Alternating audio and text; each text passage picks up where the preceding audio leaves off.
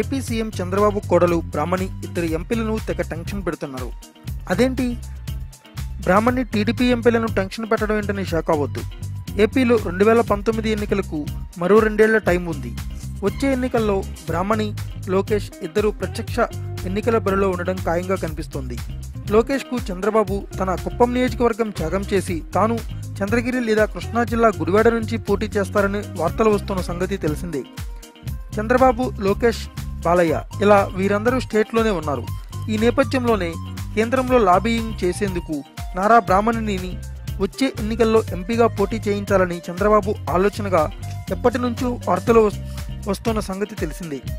ఇక వచ్చే ఎన్నికల్లో పొలిటికల్ ఎంట్రీ ఇచ్చేందుకు బ్రాహ్మణి చాలా ఆసక్తితో ఉన్నారు. తన భర్తను మంత్రిని చేసే వరకు ఆమె బాబుపై ఒత్తిడి తెచ్చి నిద్రపోలేదని సమాచారం.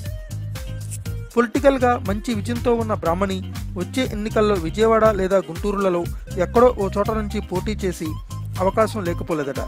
2 జిల్లాల్లో కమ్మ సామాజిక వర్గం పార్టీకి అండగా ఉంటుందని గట్టిగా భావిస్తున్నారట. ఈ లీకులు విజయవాడ ఎంపీ కేశినేని నానిని, గుంటూరు ఎంపీ గల్లా జయదేవ్ను టెన్షన్ పెట్టేలా చేస్తున్నాయట. ఆమె పోటీ చేస్తే ఎవరో ఒకరికి ఎర్చు తప్పదు.